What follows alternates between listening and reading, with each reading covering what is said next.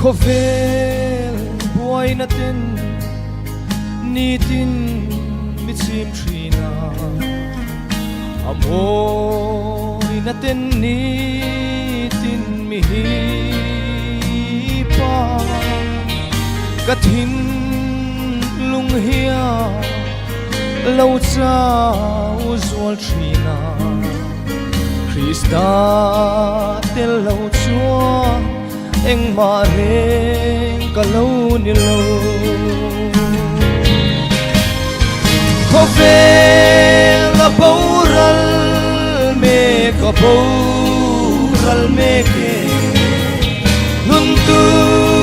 reng an lâu an ral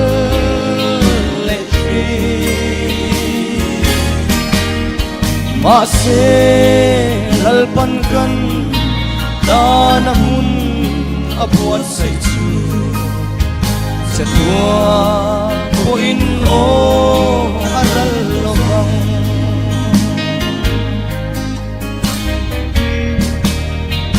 kati sa thin lung duai sam zung te kha ming than san na ro pui na te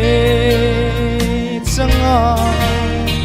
kapak pak na itu akabuay na sungte Krista zara chua damten ka thata khovel la boral me ka boral me ke tur rengan lâu an ral lệ tri ma se lal pan kan ta na mun abuat say chu se tua ko in o aral lovang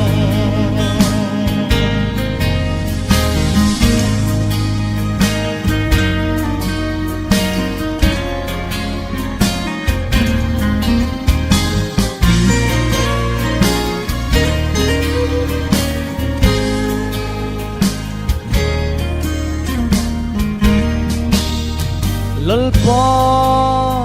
ithara hiang limpo la lo chua iming rau pui na in man zel hi ban le lam vai mai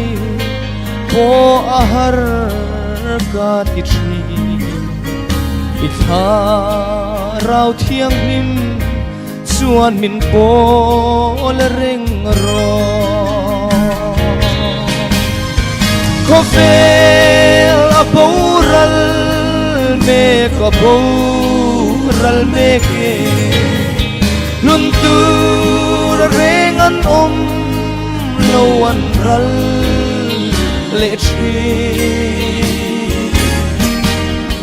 ma se lal pan kan ta na mun abuat say chu se tua ko in o aral lovang se tua ko in o aral lovang lalpan ro kuin sang rose